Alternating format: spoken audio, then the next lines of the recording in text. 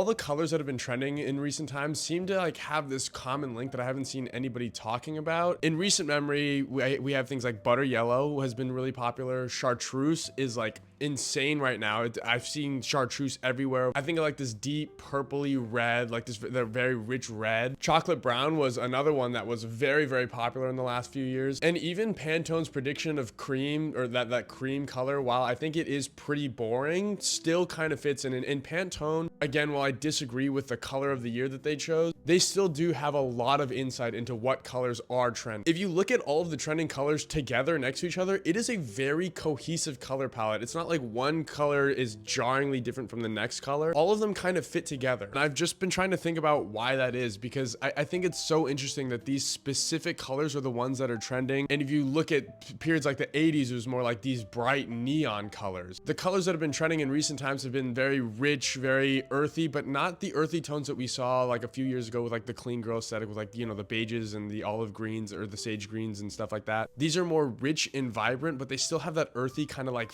feel to them. I'd love to hear your opinions on why that is, but in my personal opinion, I think that these colors are trending because they feel safe, they feel grounded, they feel very cozy, right? The interesting part is, while we're seeing this in fashion, we're also seeing it in interior design, because I love interior design, and these colors have been trending for interiors for a little while as well. And when you think of a house with this color palette in it, it's very warm, it's very safe, it feels protected, it doesn't feel too loud and out there, but it feels like a place you can retreat to and be safe in. And I think a lot of that has to do with the state of the world and the state of people and how they feel about where we're heading, right? We have economic uncertainty every day. It feels like there's something terrible in the news. Like there's just all these crazy things that are happening and they're jarring. And with all this crazy uncertainty, people just want to feel safe. They want to feel protected. And I feel like these colors kind of exemplify that. But interestingly enough, not only do they feel safe and protective, they also feel rich and luxurious. Like it feels like there's depth to them. It's very different from like, if you think of like a bright scarlet red, or like I said, the neons that we saw in the 80s. And in my opinion, it's a way to still feel like, oh, I can engage in some kind of luxury. I can, you know, my money kind of extends further because I have these luxurious colors, even though I don't actually have a lot of money at my disposal. These colors aren't really